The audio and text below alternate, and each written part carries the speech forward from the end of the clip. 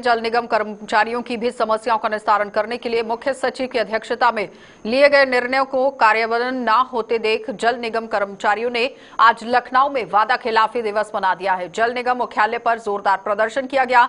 जल निगम कर्मियों ने अपनी 5 माह की बकाया वेतन पेंशन का भुगतान न होने पर प्रदर्शन किया है और दोपहर करीब 3:30 बजे तक वे प्रबंधन निर्देशक का इंतजार करते रहे, लेकिन उनके कार्यालय न आने पर ही उन्होंने प्रदर्शन समाप्त करने का ऐलान कर दिया। साथ ही चेतावनी दी कि अगर 5 अक्टूबर तक 2 महीने का वेतन पेंशन का भुगतान नहीं किया गया तो वह 6 अक्टूबर को प्रबंधन निदेशक से उनके कमरे में जाकर वादा निभाने की सामूहिक फरियाद करेंगे। वादा खिलाफी सभा को संबोधित करते हुए संघर्ष समिति के संयोजक doctor GP Mishra, YN Upadhyay, Ram Adhar Pandey, Gaurishankar Singh Kushwaha ने कहा कि जल निगम का विभाजन किसी भी रूप में जनहित में नहीं है। वादा खिलाफी सरकार और शासन द्वारा की गई है। जल निगम कर्मियों से पेंशनरों के साथ धोखा किया गया है। 9 सितंबर को मुख्य सचिव के साथ संघर्ष समिति की वार्ता हुई थी। यहाँ एक बहुत बड़ी रैली हम सब आह्वान किए थे।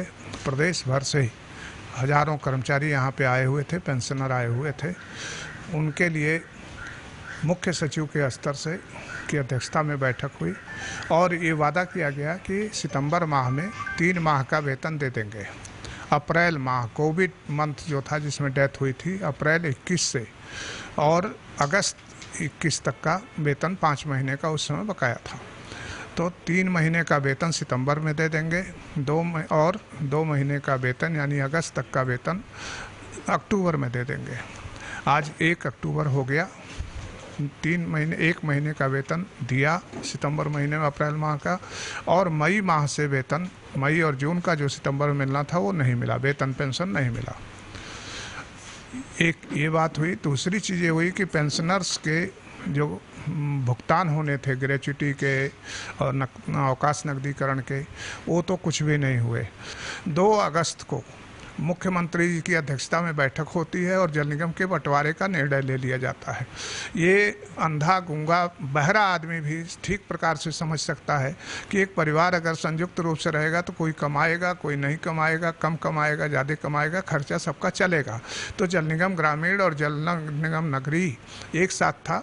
जल जीवन मिशन का बहुत बड़ा काम था, तो हम पूरा जल निगम मिल करके उसको अच्छे से कर सकता था। और नगरीय में काम नहीं है, लेकिन झूठा विधानसभा में रख करके झूठी घोषणा करके और जल निगम का बंटवारा कर दिया। इसके लिए मुख्यमंत्री जी पूरी तरह से उत्तरदायी हैं। तो हम सब ये जो उच्च स्तर का धोखा हुआ है, सरकार और शासन के स्तर का धोखा हुआ है, उससे बहुत दुखी हैं, बहुत आक्रोशित हैं।